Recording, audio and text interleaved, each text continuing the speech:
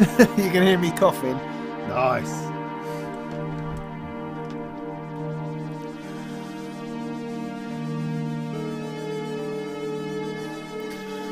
All right, let's step straight into this nonsense then. How you doing? All right out there in Wonderland? Struggling to see what's going on and myself and things. Okay, good. Yeah, that'll probably be me, Ken. Sorry about that. It's cold. I put my heating on. It's still pretty cold in here, unfortunately. So hey, here we are then. So yeah, well, the football went past and we're still in. We're in with the chance. That's exciting. Not going to get sidetracked into any of that. It's this kind of, I get this general sense that we're all kind of mildly annoyed at the whole thing, but still want to watch it. That seems to be the thing. So, but that was great. So that's good. I'm just gonna excuse my stomach, if that's what you're seeing. Put that light back a little bit. That's a little bit better, I think. Okay, good evening. So yes, so here we are for another Molten Music Technology chat for a little while, I think. Because I'm still not running on all cylinders just yet. I wouldn't have thought. He says, cue the cough. But lovely to be here. Lovely to see you, or imagine you out there in the world. I could just well be speaking to myself in some kind of delusional fashion. If you've not been with us before, you're very, very welcome. What happens on one of these evenings is this is designed to let us talk seriously about the products that I brought up in the Molten Monthly, which just gone.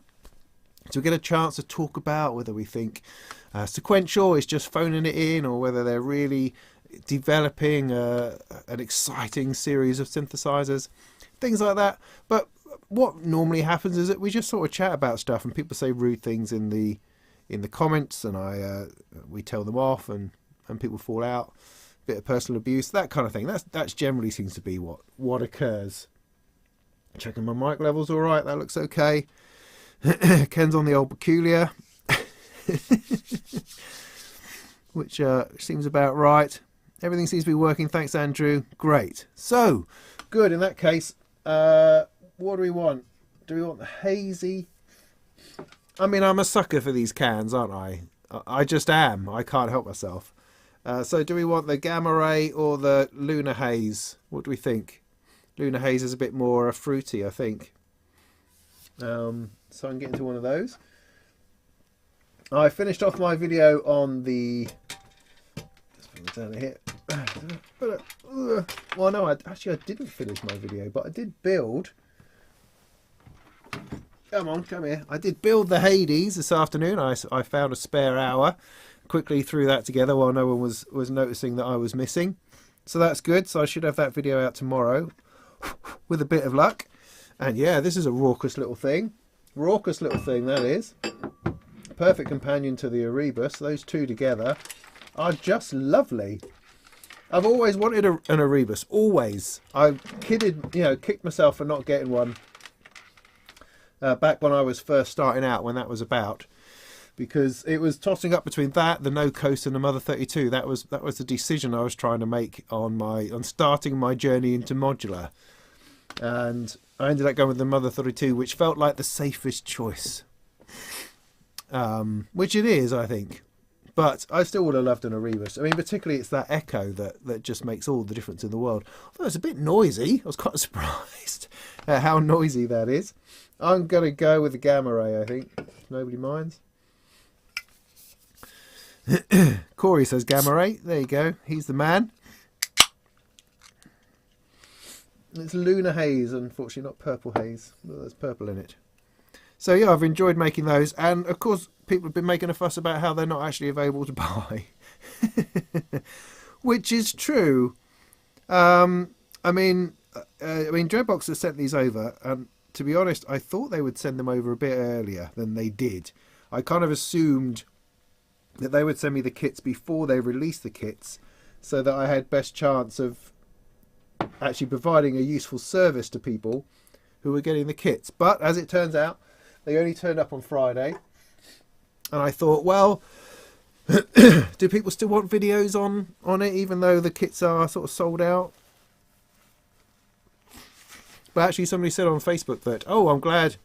Don't do that. I'm glad those have come through because they've been waiting to build their one when they've actually got a bit of instruction. I'm going to see if I can just power up my laptop here. Is that going to work? Is that plugged into anything? Bloody not plugged into anything at all.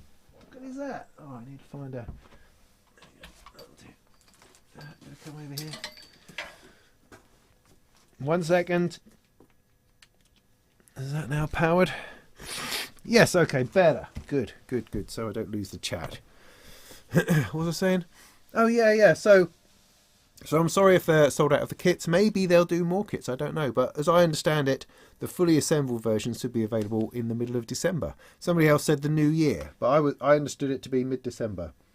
You should be able to buy them fully formed. And I'll be doing a bit of a demo video on these over the next day or two, I think, because they're a lot of fun. So I wanted to spend some time with that, to give people an example of what one madman can do with these two machines.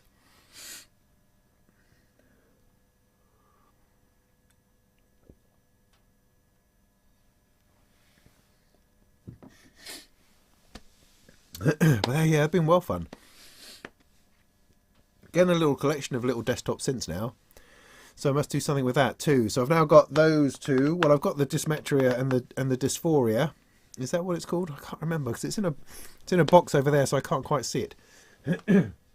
Along with the Create Audio stuff, quite a little bunch of desktop synths. Must be something I can start doing with that, like making music or something. It's got to be some reason for having all this gear, I think. Oh, right, warming up. Oh, well, thanks, Creeper, for waiting. Hopefully, the Hades one wasn't too bad. I think there's a few more mistakes in the Hades manual, and the numbers of things. I think there were too many washers or not enough washers or something, and the tuning and the calibration was just as tricky as it was in the Erebus. It's always tricky. I think I made the point in the video I've made on it this afternoon that usually synthesizers are calibrated by engineers sitting in workshops who know what they're doing, and they do it every day, and it's all completely fine. But when you throw that process out to normal people like us, it's just gonna be tricky and fiddly because we don't really know what we're doing or what we're expecting to see or hear, and so that's why it all just gets a little bit weird. And the manuals forever go, oh yeah, just tune it a bit, and you go, well, how, what, where, what, which direct, what? How do you even use those trimmers? They're kind of crazy. So yeah, so it just takes a little bit of a thought and thinking about, I think.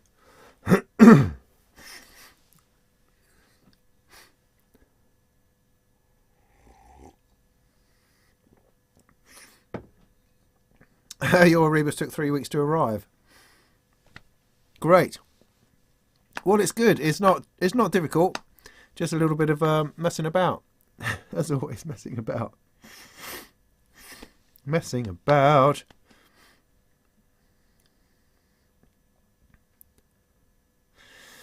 It's a nice thought, Ian. I don't think it's ever going to happen. But the problem is if everything comes out in the same place, you inevitably end up with everything everywhere anyway, because the only way to make it work is if every synth manufacturer agrees that the next synth that comes out has it in the next corner, so that you can get groups of 4 with combined patch cables. Otherwise, I don't see there's a way of doing it, so it's always going to work out.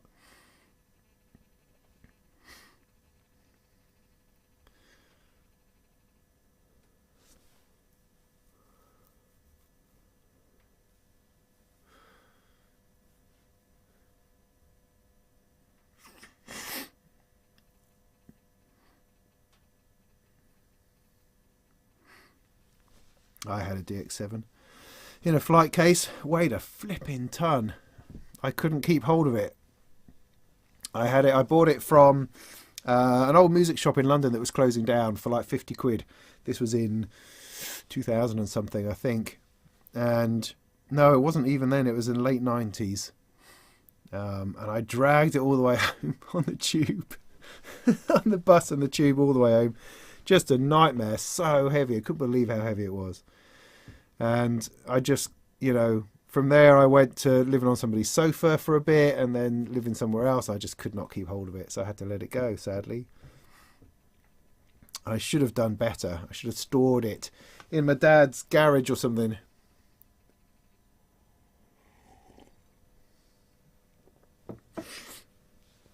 So we have a quick chat about the Synth East, what's happening with that, all sorts of exciting things. Tickets should be... no, it wasn't Turnkey shutting down. I was working at Turnkey at the time. This was Chapels, I think, in the other side of town. They had this... Well, other than the DX7, they just had this mound of guitar pedals and plectrums and strings. It was like a mountain that you had to climb over. And it was like, go on, just take what you like, sort of thing. So I think I came away with a chorus pedal and a pocket full of plectrums as well. So that was fun.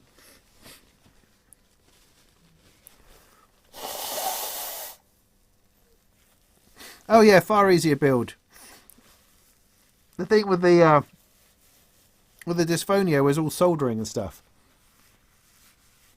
Excuse me. The Erebus and the Hades, it's all done. It's all done. All you got to do is screw it together.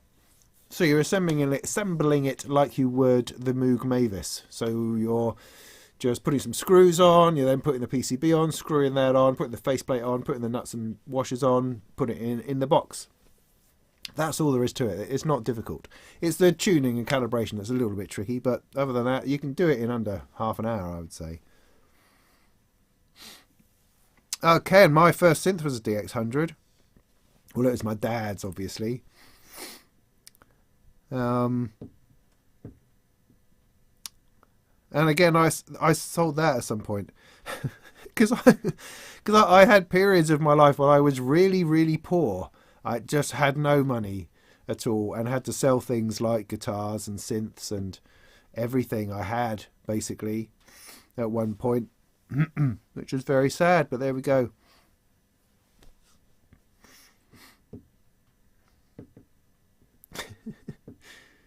Yeah. I don't think I'm that contagious, Ian. Sorry. I've had a cold now for what feels like 2 months. It's been really awful. I think this is a way we're all going to go out. We're too busy trying to ignore COVID, and then the common cold is just wandering in and knocking us all for six. It's very exciting. But hopefully I'll be out of this, I don't know, some point. At some point. So what was it all about? Yeah, Synth East. Yes, it's coming along a treat now. Tickets should be available next Friday, but, wait until it happens. I have this slight fear that they're just going to sell out instantly or not at all. It's one of those weird things because... your brain goes overtime on you you've not got enough space, you've got too much space. There's no way you're going to fit in all the manufacturers. No manufacturers are signing up. You're constantly flip-flopping from horror at one end to terror at the other. That either no one's going to come or the whole world will want to come and you'll let everybody down, or you won't be able to let people in, or there'll only be you there, or none of your guests will turn up. It's a classic. It's pushing the extremes of the imposter syndrome right into all of the most uncomfortable places. People have been lovely in saying that they're really excited about the whole thing, which is great. I am too, don't get me wrong. But there's quite a way to get there. It's going to be honest before we know it, I think. But trying to get it together in my head as to what will happen or what's going to happen and how smooth that will be. And there's all sorts of difficulties. Like, we've only got the place for the day. We don't even have it from the night before. So we can only get in first thing in the morning to set up. There's no, like, the night before and all going out for a curry, that kind of thing. No. So, yeah, it's going to be interesting. But I've got half a dozen manufacturers signed up now, and probably another half a dozen just sorting themselves out and trying to decide what they're doing.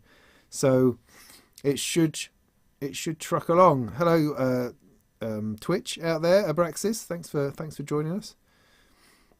So, so yeah, lots of goodies to come. I hope the program seems interesting so far. Exactly how that's going to work out, we don't know, but we will work it out before the time, and it will be great. It'll be great. So that's exciting. We do have a new logo coming along, which is super. So looking forward to that, to wind that in, and then all the marketing will start happening for real in places like Electronic Sound Magazine and over on the Norwich Arts Centre. Once they've got the branding down, then then that will be good. So, the one thing I wanted to say was that I have mentioned a raffle a few times, and I don't think there's going to be one. I've talked to a few people about it, and I couldn't quite wrap my head around how you do it. How one does a raffle and what it's supposed to be about, because raffles in my head have always been about, for charity. You're having a raffle for your local school hole in the roof fund, or raising money for air ambulance, or something of that sort of nature. And having a raffle within an event in order to help pay for the event just seemed odd to me. It seemed like it needed to be for some kind of charity, which I think is right. But then talking to people about it, the actual legality and process involved and paperwork and all of that is just a bit of a nightmare. So I think we're probably just going to back off from the idea of a raffle and see what happens. Maybe there's something else we can do which doesn't involve having to buy tickets for something, because it's the gambling element which is what causes all the trouble. So although it sounds like a really nice idea, and it's a lovely thing to be able to go to a show and come away with something for very little, I don't think I think the paperwork, red tape on that might make it just too much bother and too much difficultness. Maybe there's just some stuff we can give away. That might be another possibility. Simple lucky dip. Thanks, Steve. NTO Steve enjoying the Molten modular kit. Went together great. Yeah, looking forward to seeing that. Hi, Diana in Italy. I hope you have something suitably alcoholic to drink.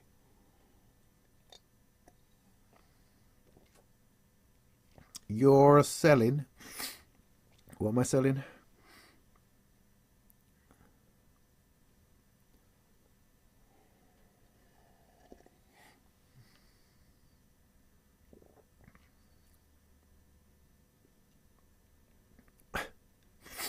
Pin the tail on the donkey.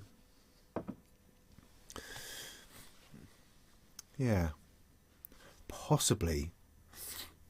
Possibly. Anyway, so there's lots more to come, lots more information to come on that in good time, I suspect. I think once the tickets go on sale, then obviously there's only, for size-wise, we're looking at about 150 tickets for the day, which doesn't sound like a lot, and at the same time sounds like a lot. Do you know what I mean? And then for the evening, it's about 200. So you'll be able to buy tickets either just for the day, just for the evening, or as a bundle price for the two. So that will be the plan for that, I think. I don't know. We'll see how it goes. So what should we do then? Should we have a play with this Misha and Trinity business? Does that sound good? Because it's already 20 past 9. And I was saying I didn't really want it to be too much of a late one. Excuse me, we can look at those if you like. I do have my Pam sitting over there, but I kind of wanted to do a video on my actual first use of it. So if I plug that in now, that will be that will ruin all of that, and then I'd have to fake it, and nobody likes that, do they?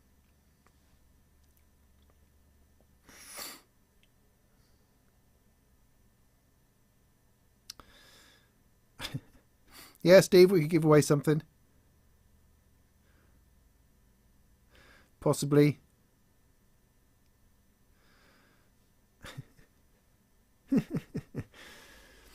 Yeah.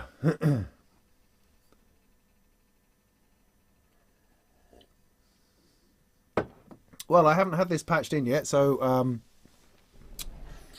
we could do a little bit of that. Has it got remotely warm in here yet? Not really. Oh, it is a bit of a stand up. That's actually a bit warmer. Right, so let me... I'm just going to turn that like that for the moment. I think that's more or less in focus. Just so that I'm not going to zoom in just yet. So it's there. Yeah, that one there. That's the Trinity. So I don't have any information on what it's supposed to do. Other than we've seen people press buttons and it does a kind of a jazz kind of feel to something or other. It's definitely got a record and play button. I know. Ooh, I know that. What's his name? Loop Pop. That's it. To my brain said Limp Biscuit there for a minute. No, Loop Pop did a video on it, but it was all the video he did was MIDI, and it's this CV stuff that interests me. Is that touchscreen? No, it's not. So what I'm going to do, I've got a bit of a, what do you call it? An oscillator. Excuse me. Take me out of that to something like that. There we go, that's got a thing going on. The output of that's going over here. Having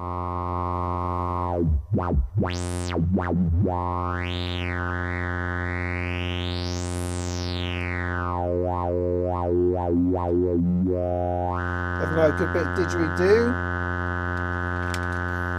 So if I take, we seem to have out along the top, in across the bottom, so I take one out. I'll plug that into the octave input.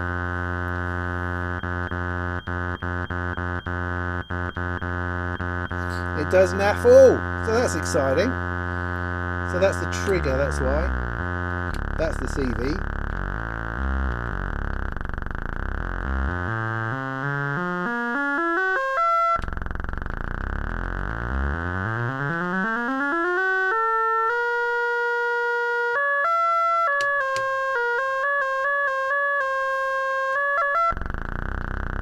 Ooh,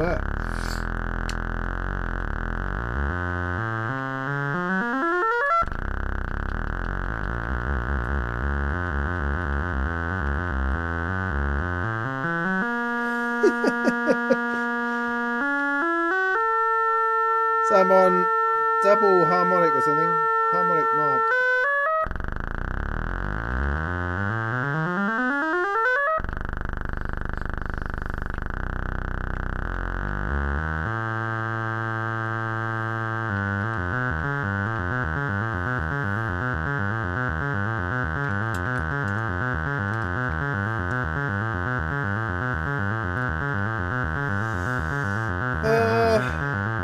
I don't have any bleeding envelopes, do I? Where's an envelope? Oh, here.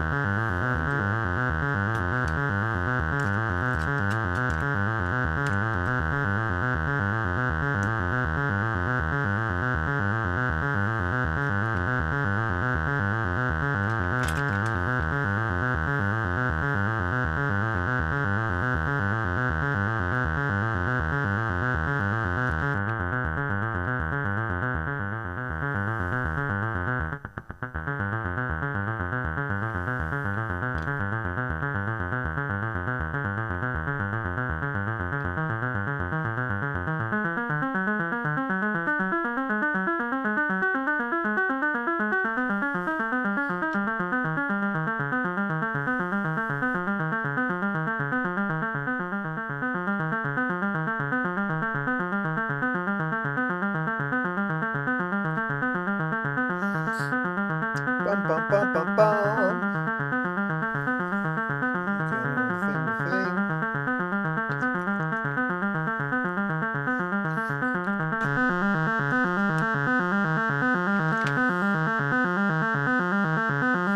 Hey look, I've got some of these halos. Let's use some of these.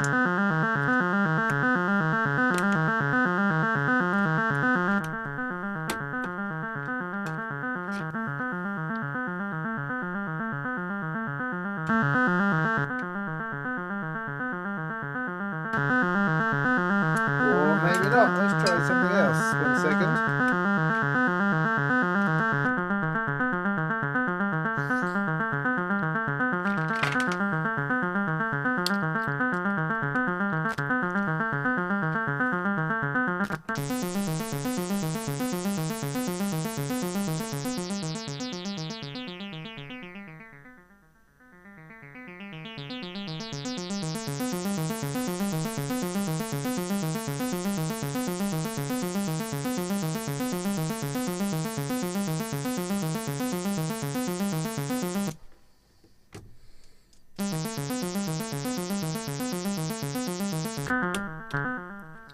Oh heck. I'm just breaking things now.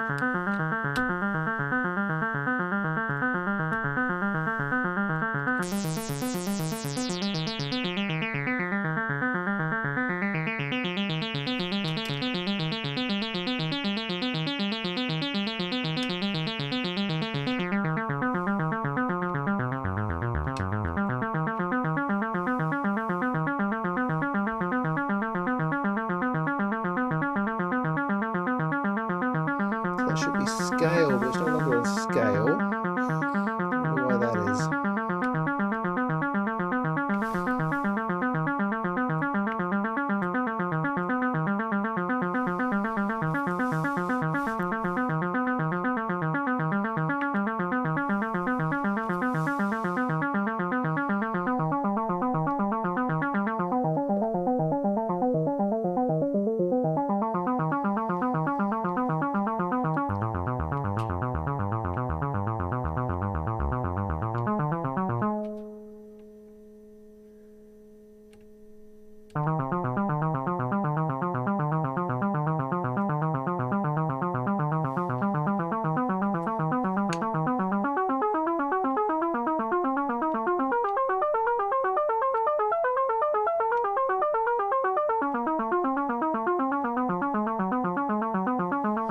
Interesting.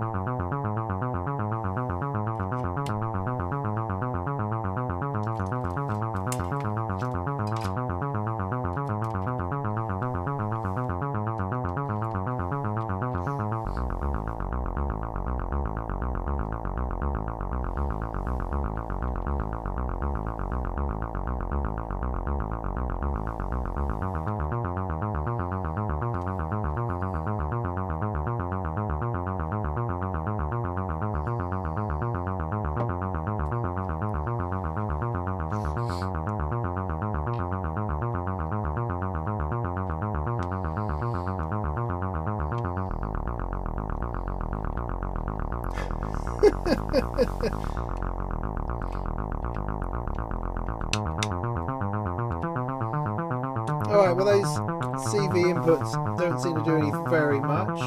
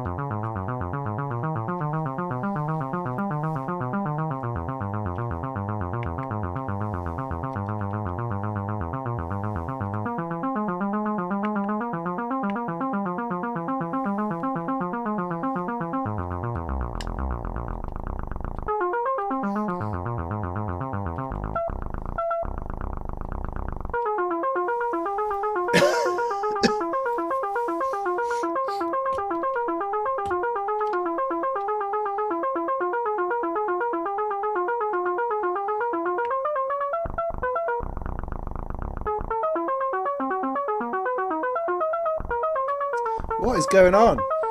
Let's bring you in to the screen a little bit.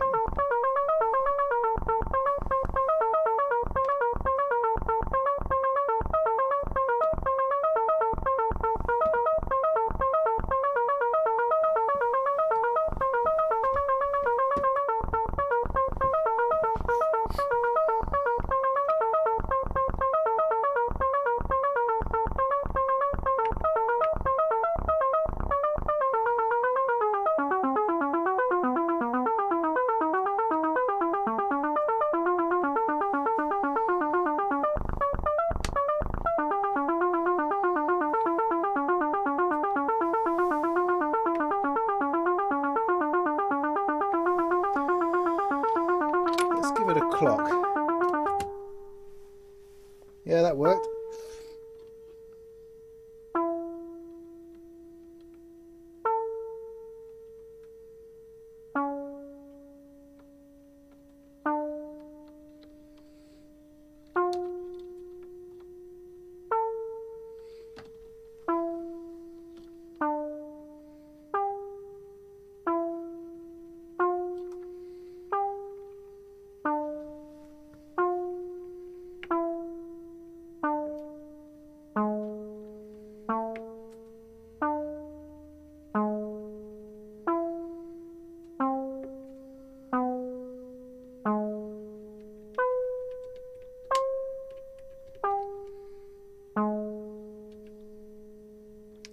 Well, there we go. It's a bit bizarre.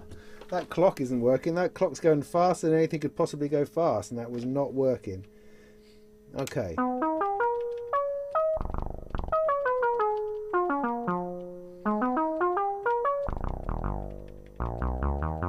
And I think you can see, I mean, I'm just fiddling about. I mean, I do have a cheat sheet right here. Is that really going to work for us? We're not cheat sheet kind of people. We're just fiddling, faffling about type people. So you can see from the screen you've got this circle of stuff. We can see that. What does it all mean? Oh, I don't really know. Don't really know. But you can certainly go up in intervals. That seemed to be the thing that they were very keen on when they were showing us the demo.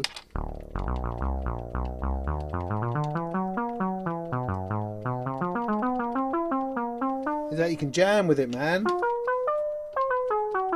You go up semitones and intervals, or up or down semitones or intervals. That's the idea. And it goes up so many octaves and then it turns around to the bottom again. That much we know. There was a record type thing.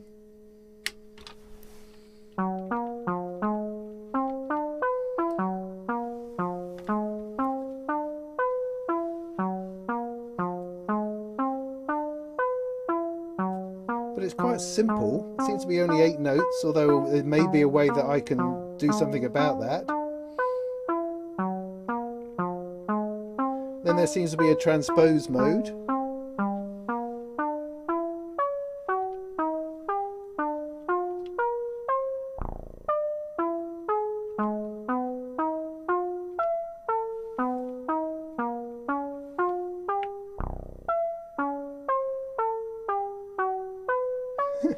There did seem to be a random mode when I press something.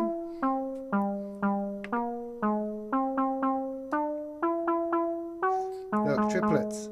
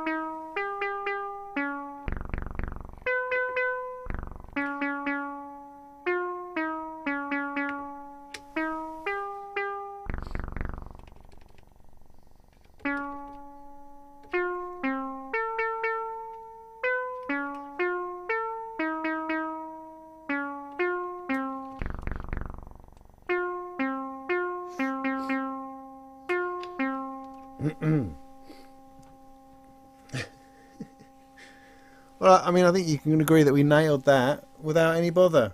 You know, completely nailed. So what do you think of that then? Good? Love a good manual, said somebody. Yeah, so do I. But that was our first fiddle with the Misha. I've been sort of strangely dissatisfied with the demonstrations I've seen of it because they seem to miss the point. I mean, I'm sure I'm missing the point too. So we're all missing the point together. I mean, even Luke Pop's huge, massive video on it, which was great, only seemed to deal with the MIDI side. And again, this kind of performance-orientated hitting of the buttons. And it's got all that CV on it. You know, 3 channels of it, plus what seems to be 3 channels of modulation, which didn't appear to do anything at all. So there must be stuff in here that has to be modular related. I mean, I've got it to play a tune round its little circle. That's fine, and I can transpose that. So there's various musical functions.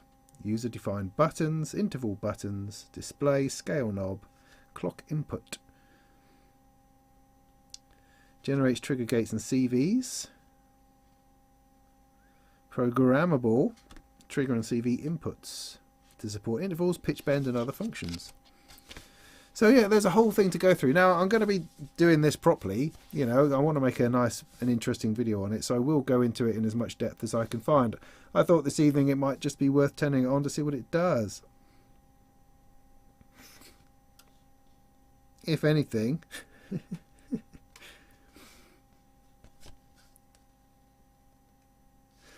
Isn't it funny that the remarkably complex pieces of equipment that you get, particularly on the sequencer side of things, and there's very little that can hold a candle to the Arturia Keystep 37 for instant awesomeness. You just plug it in, turn on the arpeggiator, and you're having a fabulous time.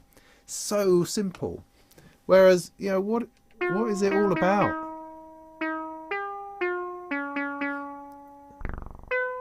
I mean, obviously I made the mistake of turning on those triplets.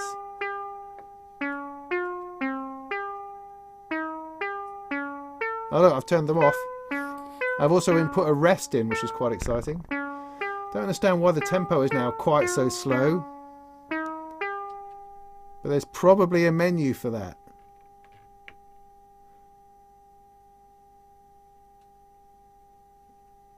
Oh dear, it's going to be too musical for me, isn't it? That's going to be the problem.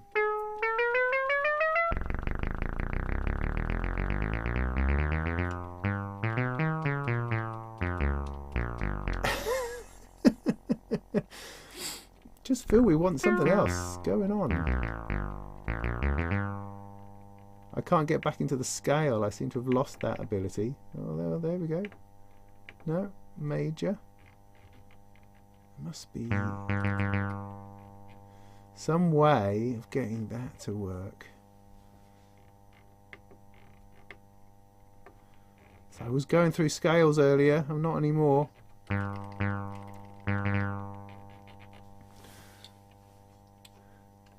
But there's nothing better than watching a guy randomly press buttons, I find. Off. That's probably not a good idea. So yeah, anything you'd like me to do? Pam can do it. Can it do what? It has a simple internal clock to support. You're supposed to make your own clock if you want it to be interesting. Well, I mean anything with an internal clock is fine. But you have to be able to turn that up or down, don't you? Faster or slower. Otherwise, how pointless is that? I mean, it did have a much faster speed, and now it doesn't. I mean, I do have a clock coming out from my variegate here, and I plugged that in, but it made it go really, really slow. But this is going 10 to a dozen. This is going... How fast is this going? How can I demonstrate how fast that clock's going?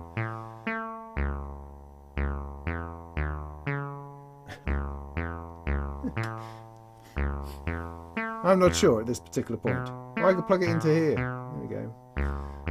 Trigger.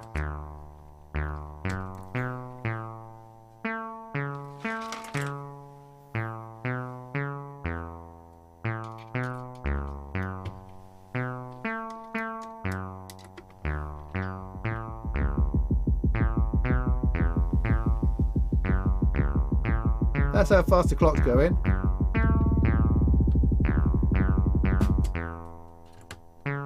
Plug that in there. Really, really slow.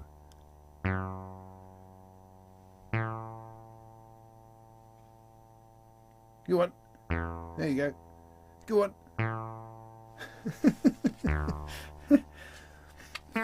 Anything here on clock? MIDI in, MIDI out. Clock on, auto equals clock on, external clock.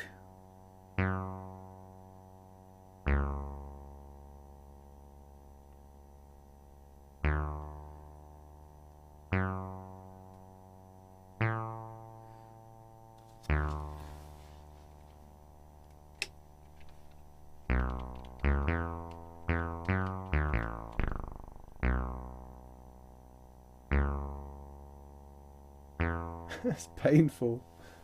Painful it is.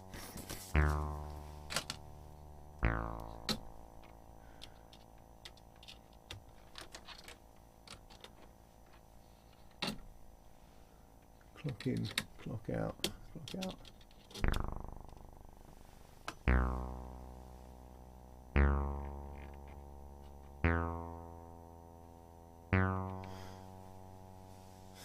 Okay, well there we go. The Misha. I hope that's been interesting. In the meantime, go make some tunes.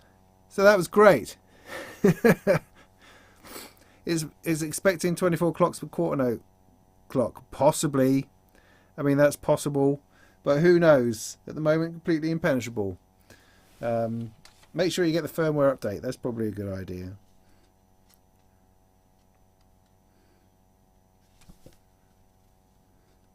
Clock input, sync to external sources.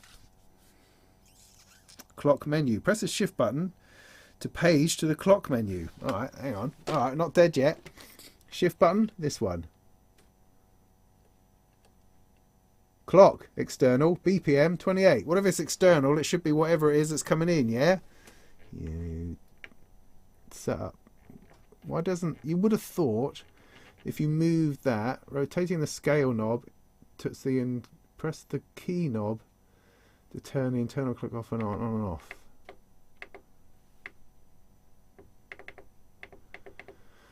Alright, so I'm in the clock menu, I think. Clock menu, but then how do you actually access those things? I can push that down, that says setup. Push that down, it says A setup. If I turn that, nothing. Turn that, nothing. Okay. Nice. Maybe I need to take the clock out without giving an option. See, clock on. 120. Maybe. Still doesn't let me change that. There we go. That did that time.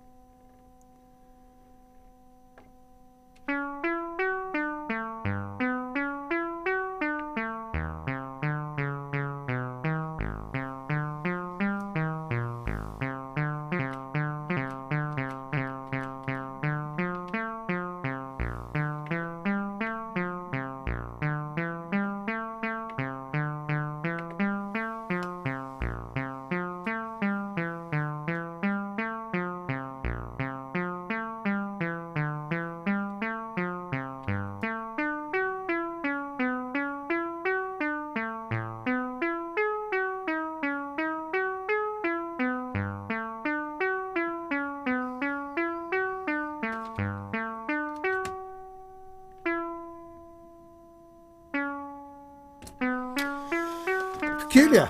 Beer. Yes, good idea, says Ian. So there we go. There's obviously lots of fun to be had with that.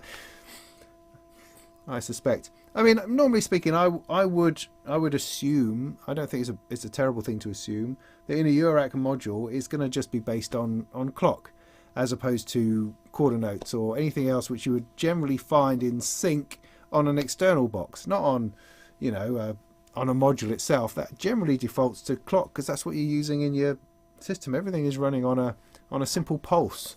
Yeah, that's what I would say. Is there a diff kit video on it? No, there isn't. See, I'm going to be the one who unlocks this, damn it. It's going to be me. It's going to be me.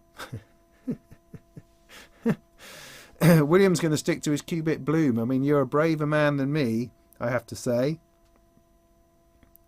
By default, apparently, the Misha will be set to 24 pulses per Colton for clock divisions. Oh, okay. If you go to Setup, Clocking, External Clock PPQ, you can change this to 4 or 1. Well, there we go. There's a man who knows. So if we go to Clock, so Clock On. Do I have to press both of these at once? Oh, look. Oh, crikey. There's a thing. That's what you call a menu. Clock in. That one. Internal clock enable. External clock PQ. Ah, look, there we go. 1. Let's try that. See, the man's a genius. How do I get out? How do I get out? 1. I did that. That out there. Cool. Right. Okay. Oh yeah. Clock now going in. There we go. That's what we want.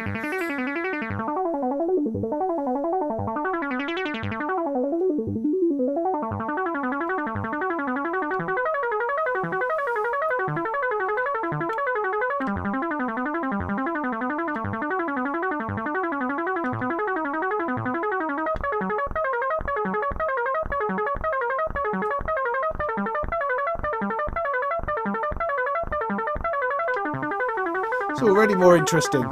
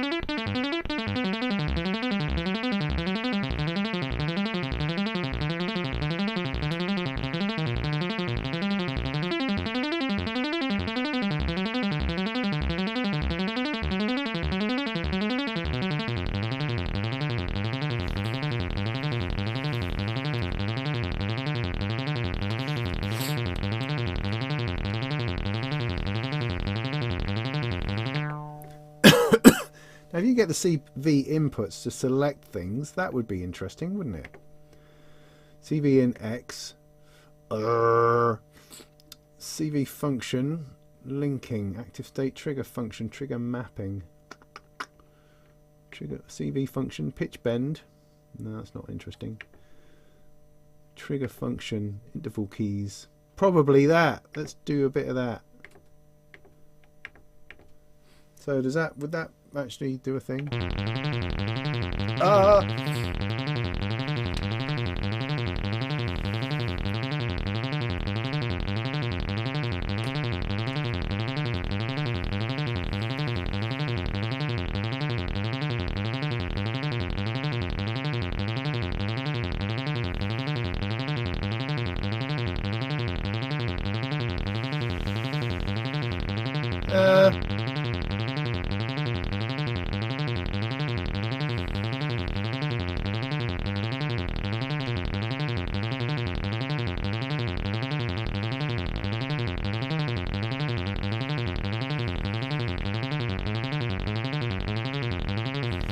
Oh, it's gone weird again.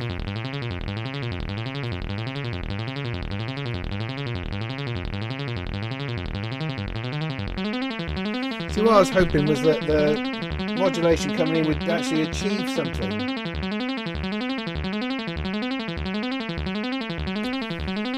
Unless it's a trigger. See, it does seem to go down to something low at some point.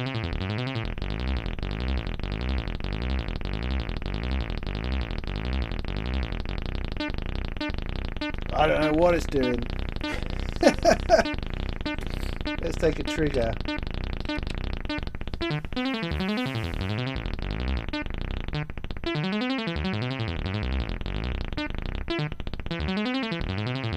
It's definitely doing something.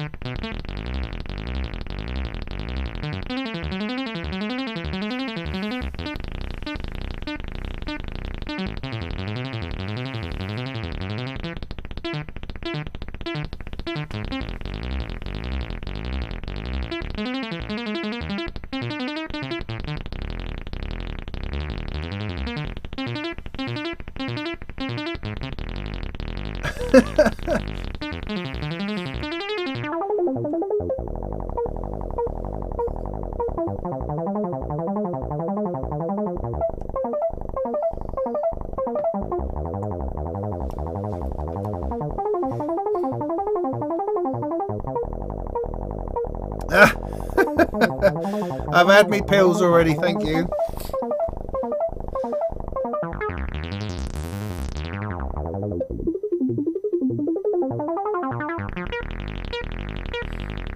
Will they... Steady. Oh. So I've got a bit of a ratchet going on this particular note here. And that's causing a ruckus. Because I'm on repeat. I don't mean to be on repeat. There we go. Need a mere probability. Put it back on repeat. Put that back to there. That to there.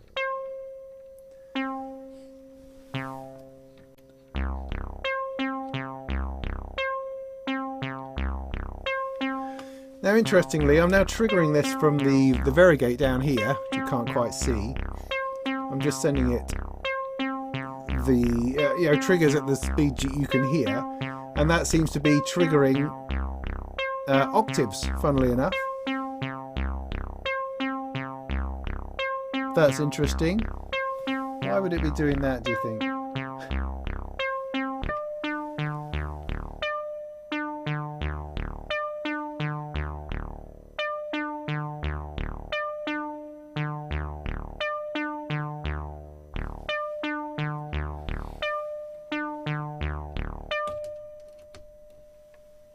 In CV, nothing happens. If I put it into CV channel, put it into 3, give it some notes. Got nothing.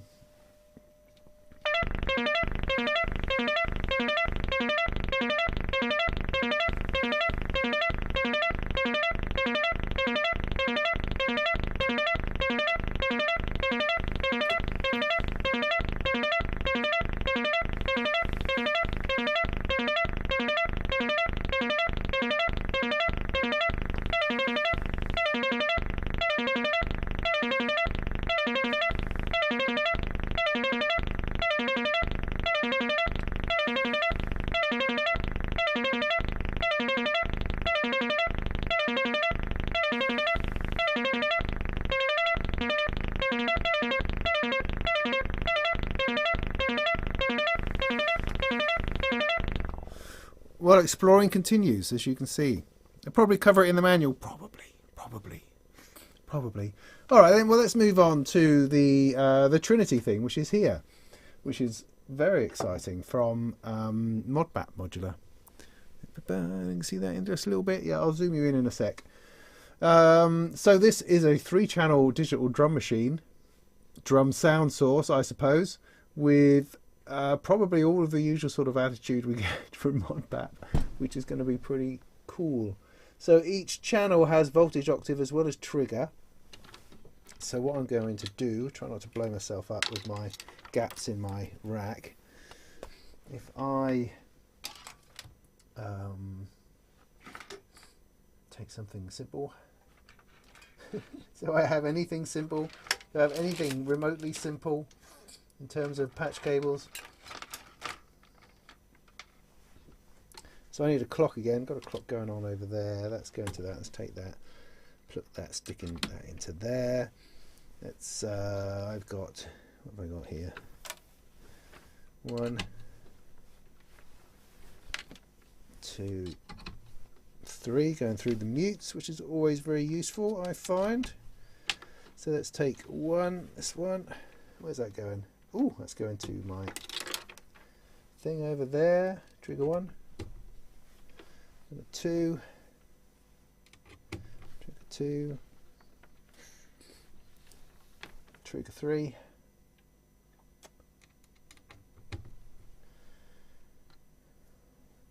sounds great.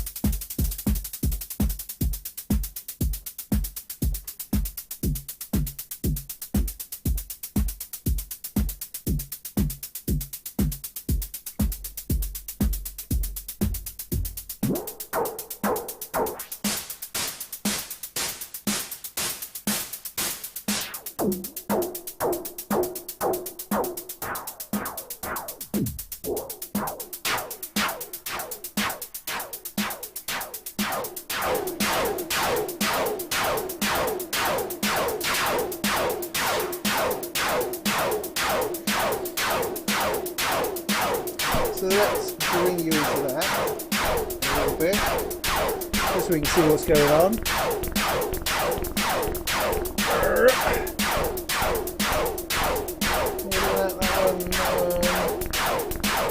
That there.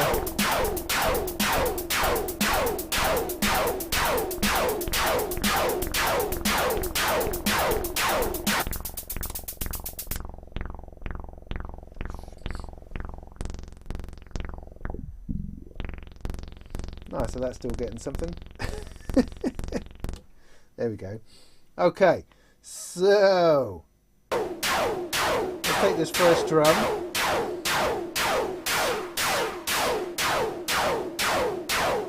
We've got type here.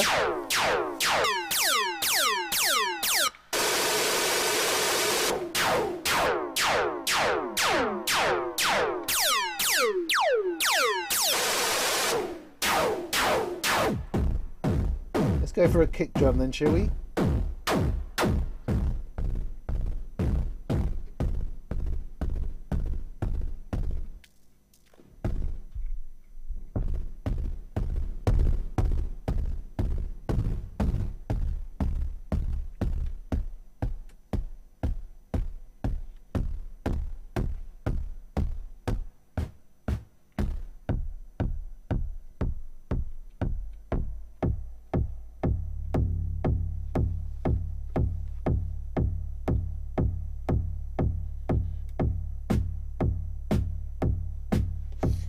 Then 2. How do I select which one I'm editing, I wonder?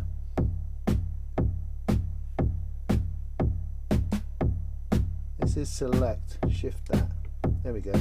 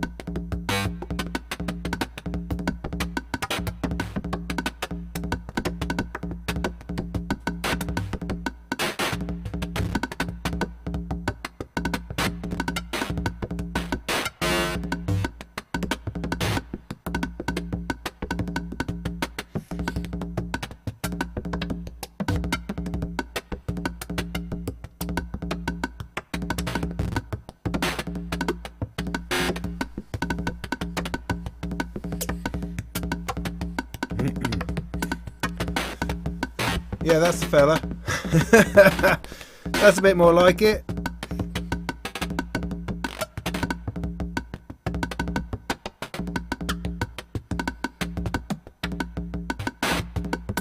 What is going on in the chat? That makes no sense to me whatsoever. Hey, I'm probably just not relaxed and groovy enough. Let me just make sure. Sorry about the gone really big bit.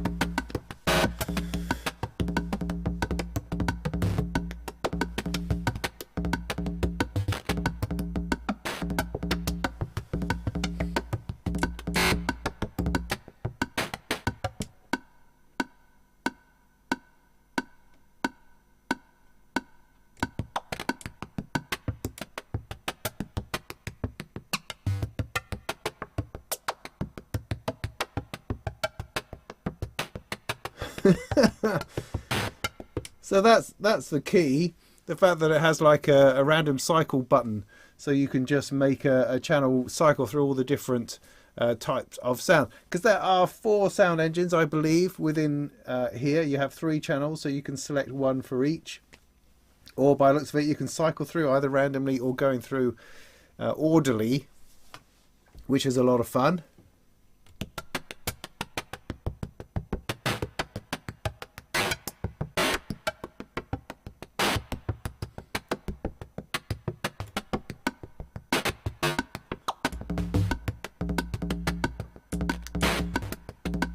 Yeah, there's a lot to be said for that. There's a lot to find in there, I think. That's interesting. Now, that is far more immediate than the Misha is. You can get things out of that straight away. It sort of makes sense to some degree. Modulation, not quite so much. I wasn't really feeling the modulation side of it particularly, but I was starting to get the hang of what the knobs were doing, yeah, to some degree. Overall, and was able to pick out a few interesting bits and sounds. I thought the rhythms were being generated by the Alan Synthesis EuroPie thing over here with the consequence grids sequencer going. Now I've decided to build a proper one of those, a proper grids. I mean, which I've got over here somewhere. No, that's the other. Well, this is the other thing I was going to build. What have I done with that then? Oh, I've put it somewhere. That's always fatal. I'll find it. Which is this. So I'm sort of in need of an envelope. I know that sounds like crazy, but I don't seem to have very many. I got this quart thing from Nano modules, which is brilliant. It's got 4 like rise fall AR, if you like, envelopes, which is mostly all I ever need, and that's really good. But every now and again I feel I need something more interesting as an envelope, and I do have 1 or 2. I got this is not rocket science envelope, but it's kind of really big and takes up a lot of space, so I just went in search of just a simple ADSR, which is what this is, and it's from ST Modular. I've never done anything from ST Modular before, but it came from Pusherman Productions in this little bag. And it has most of the soldering done for you. I mean, all the surface mount is on here all ready to go. It's just really got the hardware to put on. So it's a small, suitably quick build that I still haven't found any time to do. But I plan on doing that very soon. Because ST Modular do, I think, some extraordinary things. I've just never done any of their stuff yet. So that is hopefully the first one, if I'm not breaking it by leaving it in there. But similar from Pusherman, I also got grids in a bag, which is also going to be good, I think. Where did I put it? Crikey, it's 20 past 10. So I hope to do that soon, and that will then run my drums, or at least one section of my drums, one part of my drums. It will pair up beautifully, I think, with the Trinity. Well, I'm already impressed with that. I think that's great. I mean, I'm a big sort of flip-flop fan, not fan of the Bassimilus, the noise engineering Bassimilus. Oh, sorry, is there somebody doing stupid things? Somebody got rid of that for me. What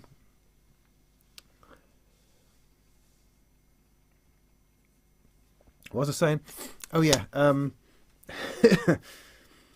I have no idea what I was saying. Then they do with grids in the Trinity anyway. It seems like a good combination of things. Oh yes, the Basimilus.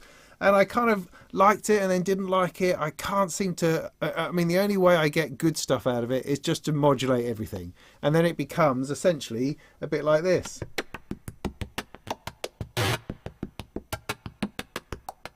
But never as nice as that, but something along those lines. And so this, I think, the Trinity has got that kind of stuff in it, but in such a way that actually sounds nice.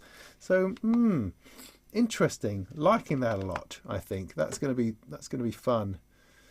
So I'm going to be reviewing that, all being well, on video and in other forms. I've got a few other modular reviews to do, including the ASQ1 from Busy Circuits, which is here, and the Vector Wave from RKY there. So I've got to get my nut into those two things pretty deeply. Then the Misha and the Trinity are sort of next on my list, really, mixed in with a lot of DIY. I quite fancy DIY at the moment. I'm trying to do as much of it as I can. That's interesting to me.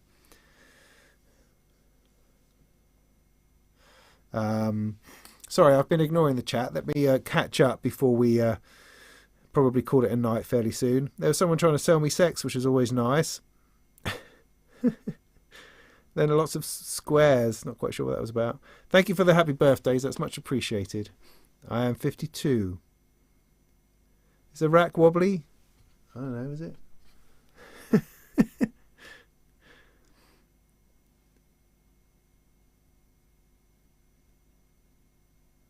It's always funny to see my live show, says Marco.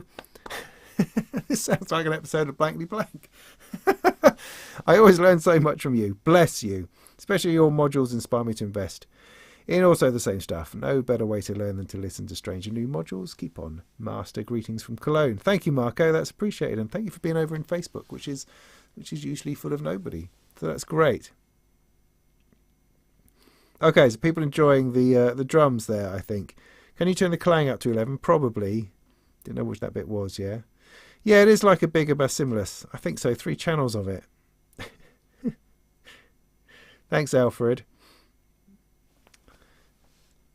Did you manage any decoratry on my birthday? You know, Ken, see, the problem was my birthday was on a Saturday. So I keep getting demands on my time from that family, like people in the family. Which is nice. I mean, Saturday, the day as it went, what did I do? Didn't get up too early, which was nice. I don't often get to get much of a lie-in. Then I had a nice breakfast with some nice presents, and then play some ball games. Play some ball games with my kids, and then one of my kids went off climbing and doing things that he does, and. What did I do? I don't remember. Yeah, that was more or less it. Play some more games. Went out just at tea time to see some friends for a church quiz and chips night. So we had some chips, had a quiz, then came home, had some more friends come round, and we played some more board games. We played Pandemic, so we haven't played for ages because, well, for obvious reasons, I suppose. But it was good to sit down and play that on Maniac mode, and we just all died, which was fun. So we played a bit of that, which was good, and drank some beer. And there you go. That's a birthday. Oh, I got another one. No, it's the same one. Sorry. Let me come back down. Yeah, it's got like as far as the Trinity goes, it's got like 4 different models. One of them is sort of a chiptune one. One is a noisy one, a bangy one, a clangy one. I think that's more or less it.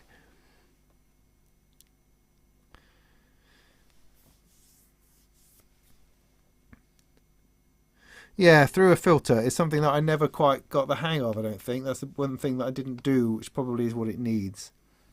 Did I get any nice gifts? I got a couple of nice books to read. I have to say Bob Mortimer's biography, which was... because I'm a big fan of Bob Mortimer. I think he's a fantastically interesting guy. Him and Jim Muir as well. They're both just complete comedy geniuses, I think. But his book starts off by telling you about his almost dying of a heart attack, and having opened the heart surgery, and I was in tears. And this was it's like a chapter of about 3 or 4 pages long, and this guy goes from normality into almost dying in no time at all, and it was shocking and just brilliantly, overtly written, just amazing, just such a punch straight off the bat. You know, there's supposed to be this book about his life, and he starts off with his almost death. It's just crazy. So yeah, I'm looking forward to reading that. Got a Duran Duran record. That's good to see they're still doing stuff. So that's nice. Got some whiskey, other bits and pieces. I was allowed to get. That's not really the way to say it. I finally allowed myself to get Cyberpunk on the computer. I have downloaded it. I haven't actually played it yet.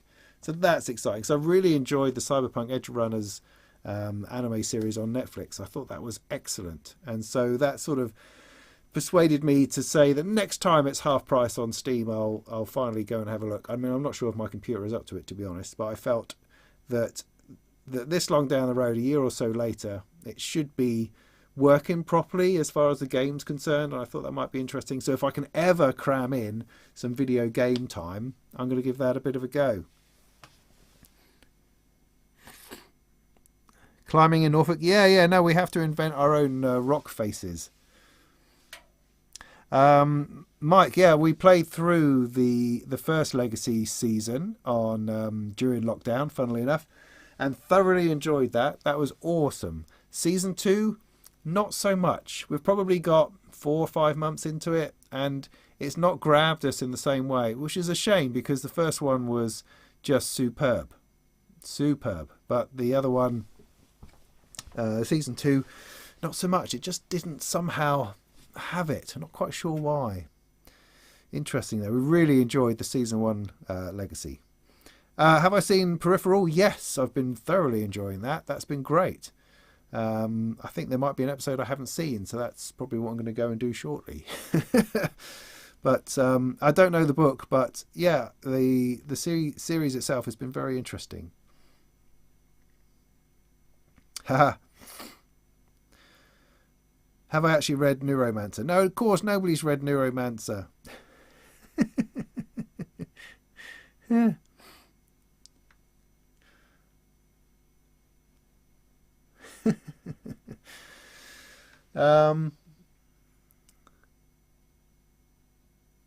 Yeah. So cool. I think that's probably enough for me, if that's all right. Leave them wanting more. So as I say, coming up, I have reviews of, or a video on the ASQ1, as well as a review for Sound on Sound coming along. Do I have anything secret I can tell you? Yeah, I've got a module here, which is not out till tomorrow, so that's exciting. So I can tell you all about that one tomorrow. No, I probably won't, but there's a new interesting module from Nano Modules, which I'm certainly going to include in some things. It's right up my alley, I have to say. So that's cool. I've got the Curiouser to build on for the rabbit hole. The extra bit to do for that. I've got the ADSR. I've got the grids to build. I've got some Descartes Dream stuff. That's what we were talking about, Ken. You asked me about that. Yes. Before Christmas, damn it, I will take a day and get into the Descartes Dream and just get those voice cards finished. To get me to the point where it's ready to assemble, I think would be awesome. I'm not far away, so I'll do a bit of time lapse on that. I probably won't live stream that. I'll just video it and stick it up as a video like all the rest, and that means we'll be getting down that way. Ian says everybody found me on Mastodon. I am mostly understanding Mastodon. It's been interesting because I've gone from I mean, Twitter for me has become a place, until very, very recently, it's become a place where I can get some very interesting views on things that I can just read and enjoy, and I can learn about people's experiences and their lives and their views and how that works, you know, on political, on religious, social, political, all sorts of news and interesting ways of looking at things. It's been fascinating. I can spend an hour just reading through stuff, not scanning through, but actually reading threads on people's attitude to all sorts of sort of things in society and in culture, whether it's movies or games or music or sexuality or spirituality. You know, there's just a vast raft of stuff that I can consume and see interactions between and potentially get a window into those kinds of worlds. And that's sort of Twitter at its best, really. Last couple of weeks, it's just gone to trash. It's really interesting how that's changed. I mean, I'm not seeing all the crap that people talk about. Oh, it's all just full of people saying terrible things. No, it's just the quality of discourse has disappeared. So there are no longer those posts which were interesting and deep and resulted in long threads of interesting discussion. They just don't seem to exist anymore, which is a real shame. So I've gone into Mastodon, went in there about a month ago, quite early on, I think, just to have a look. And it's taking its time. It's very different because you're only really hearing from people that you follow or that they boost. There's no algorithm, as they say, feeding you stuff that they think you'll like. And that's a double-edged sword because in some cases you want to be fed stuff which is like the stuff that you're looking at so that you have a broader base of it. But at the same time, that means you're sort of sat being fed stuff that they think you should see. So, you know, swings and roundabouts. But so in Mastodon or its other Fediverse things, whatever that means, you kind of get what other people are saying. And that's not necessarily that interesting to start with because you tend to follow people like yourself. So follow a bunch of synth people, which is great. But then all I'm getting is synths. And so I'm trying to slowly find other commentators, other people who write stuff, so that I get a more interesting feed through the feed stream or whatever it is. The flip side of that, because I'm there talking about synths and stuff, lots of people seem to like it. I've got far more engagement on there than I ever got on Twitter. On Twitter, I go, "Hey, look, synth! Isn't it marvelous? What a fabulous thing!" And Top Geezer Faraway Tree goes, "That's great," but that's it. That's all I get. Whereas on Mastodon, I go, "Burp," and everyone goes, "Yay! That's great! Yay! Woo! Yay! Yay! Yay!" So you know, it's interesting because it's in its little bit. If it's in its infancy, in terms of the subject matter, I'm getting quite a bit of traction on there, which is it's just interesting. So I will keep on pursuing it. I think I'll keep posting stuff. It did feel a bit that I'm just doing self-promotion. I'm just posting links to things, which is not kind of what I mean, because I would like to be chatty. I found being chatty on Twitter very hard. I enjoyed observing and reading, but actually to chat, I found that so difficult. There's people on there who just go blah blah blah blah blah blah blah blah blah, and that seems to be the most natural thing in the world. I find it completely contrived. I don't know, one of those sorts of words when I attempt to do it. So I'm trying to do that a little bit more on Mastodon, I think. But I just get fed up with the people telling you how to use Mastodon on Mastodon. It's like, I'm flipping on here, just leave me alone. Constant stream of, oh, you're new to Mastodon, do this. Oh, Fediverse, something. So look, I really don't care. I'm just sort of plugged into a thing and I'm writing some stuff. Is that all right? Anyway, I'm overheating now. I think it's time for my bed. So any other dying questions? Tom at Synth Anatomy says he's playing live on Tuesday. Fantastic. Go do that, mate. That would be amazing. Am I going to do a performance and recording test on the Surface Pro 9? Yes, I am. It's there. It very much looks like the other one. But yes, they're definitely going to do that. Will it be this side of Christmas? Difficult to say. A lot of pulls on my time at the moment, because it does take a bit of time. Having played with it a bit, there are some little bit of clicks in the background, but I've done nothing to it yet. So I will certainly have a look into that. But yes, most definitely, I haven't given up on the Surface at all. So I always have this ambition, this crazy idea of spending a week on Surface and software, a week on modular, a week on DIY, and then a week on Molten Monthly, that kind of thing. That's always what I intended to do. Whereas what actually happens is I do about 6 months of modular and then one synth, one piece of software, then another 6 months on modular. But ultimately, you've just got to do what interests you, haven't you? Haven't you, really? I just got to try to do what's of most interesting to me. Otherwise, it gets to be a bit of a drudge, and I don't want that. I don't want a drudge. I want to enjoy what's happening and experience things and enjoy the nature of these modules or these synths or what it is that they're offering. I want to do the things that excite me. I'm really trying to hold off from doing things that I feel I have to do. But then that's work, isn't it? One has to do one's work in order to put food on the table and pay the terrible bills we have these days. But there we go. What shelf do you have for your synths on the back of me? Oh, what, this one over here? That's one of those one of those stands, isn't it? What are they called? Has it got it written on itself? No, it's one of those really expensive stands from Thomann. What are they called?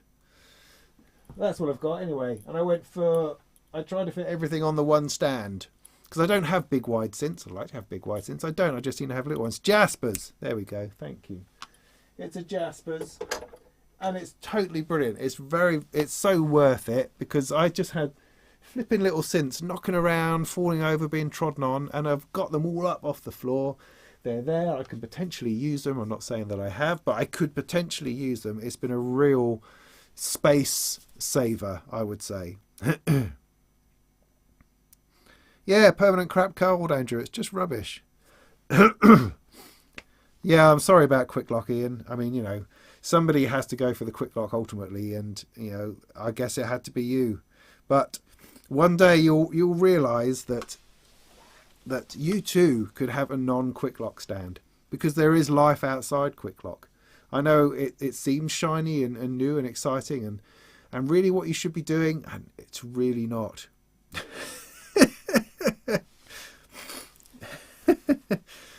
So yeah. yeah, flipping cold is a bit rough. It is. It's awful. Sorry for the sniffing and stuff.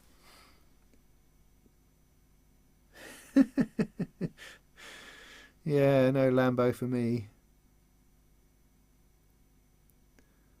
I drag a lead over. Yeah, I have. I literally have. I don't know what literally's got to do with it. The magic of my studio, right? The way everything works is through this. It's this flipping genius. It's just a jack-to-jack barrel. So I've got a pair of jack cables. This thing here. You can see that. This goes up over there, goes along there, round there, down there, and stuffs into the back of my audio fuse over there. And I've got two of these, and whatever it is I'm playing, like currently the modular, just goes into that. That's as clever as it gets. And so if I've got more than a couple of things, I might drag. I've got a little crappy Sub-Zero mixer that I can use to mix a couple of things together, or it goes into my modular mixer here, and then that goes out. So ultimately I'm just trying to find a stereo out to things. That's generally what I use. And it's really just it's so simple, and it just serves me well.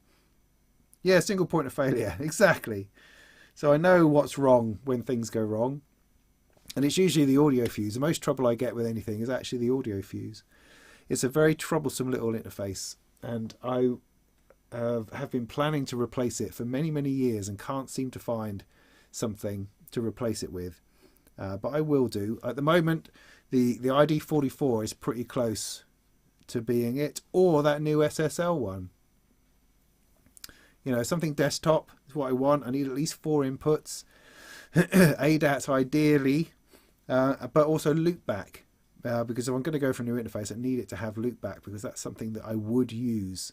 I'd do more software streaming if I had that. The audio fuse does not. So Yeah, one is always in the market for a new audio interface. So that was that. That was a good question. Thank you. I'm sure these things are fascinating. Yeah, thanks again for all the birthday wishes. That's been lovely. We'll be heading before Christmas very soon, I suspect. Ooh, look. Do you have that experience in your shed, in your studio, where you just go, "Oh, what's that?" And then you pick up another random box and go, "Oh." So somebody sent me a kit of stuff. Look at this. This is a serious bit of something. Look at all this jazz in here. Wow. This is for another little project that somebody sent me. Is that the faceplate? Could be.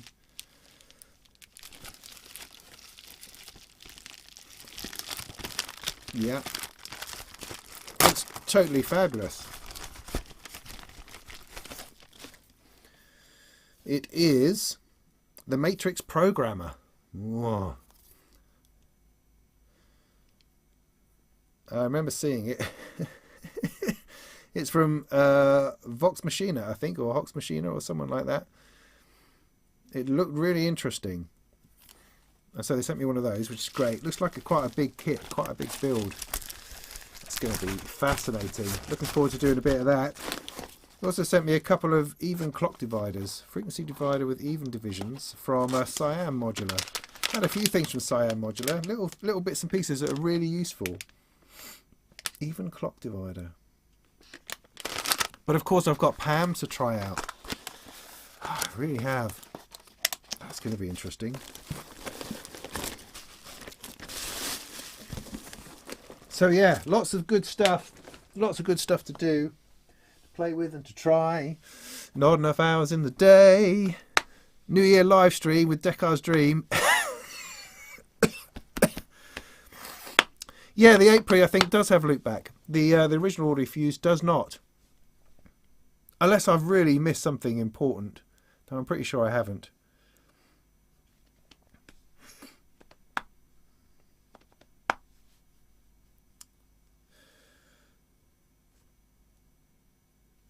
Yeah, I mean, any audio interface that doesn't have loopback these days is a bit stupid. Like, for instance, the UA Volts. I don't believe they have loopback, which is a major problem, I think.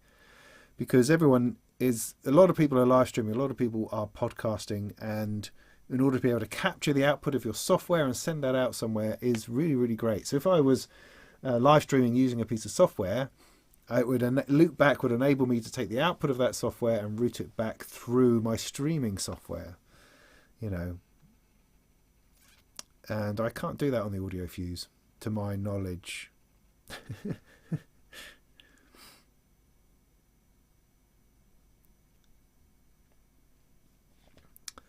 Oh, happy birthday, JVF. Well, you did better than me on Eurorack presents, but then I don't need any. I've got plenty. I have plenty. I have plenty. Good. So yes, good. Right. Okay. Let me just dawdle off then. Otherwise, I'll just keep dragging this out. I don't want to keep you all here, but it's very, very kind of you to spend some time with me this evening. Thanks very much. I hope the Trinity was interesting. The Misha, just need to get to the bottom of it. What is it about? What is it about? Why is it taking up so much space? How do you navigate the menus? Thank you for the tip on the clock. That was useful. And can we get 3 channels of really interesting melody out of it? That's the question I hope to answer soon. So I will get stuck into that. I'll keep you updated when the tickets come out. As I say, I think it's probably next Friday for Synth East. But I'll be posting on social media when that happens. And that'll be great, and my world was going to turn into all of that, I imagine, very soon. Will be all about that. But do go and check out Nick Colk-Void and check out Finley Shakespeare if you've not heard their music before. Also check out Lula York. All these people are on the website at Synth East. Go and find those. They are people who are going to be performing. Lula will be playing with the crazy Steve Davis All Stars Modular Patch Off group, which will be a good laugh. So looking forward to doing that. So yeah, thanks very much. Thanks for sticking around, and I'll play some out music. Will I? I could do. Let's put some. I'm not. Well, all I could do. No. I'll just stick the. I'll stick the thing on. Which I think is that one. Is that the one? No, that's not anything. Hang on, I'll go over here a second.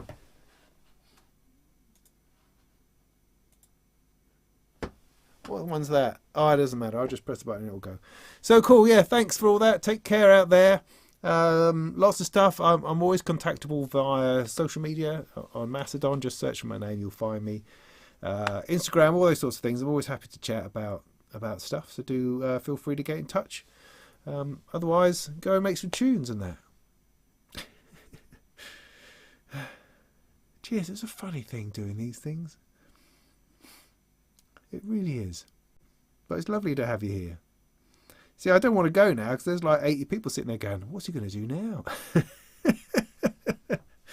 And that seems exciting. So, sod it. I'll go away. Thanks again for all of your time. And you just take care now.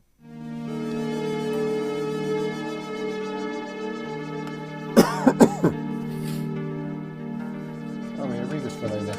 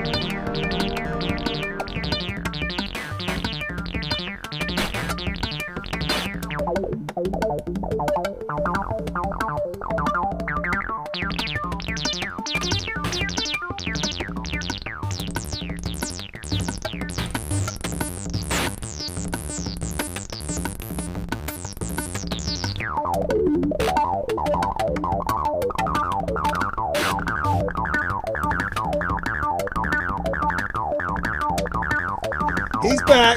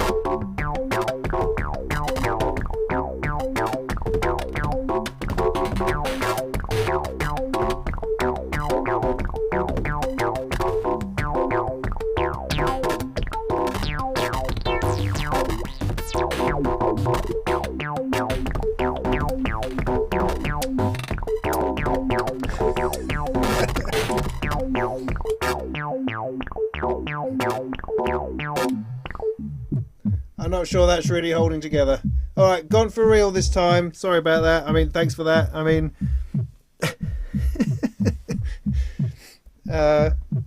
cheers then.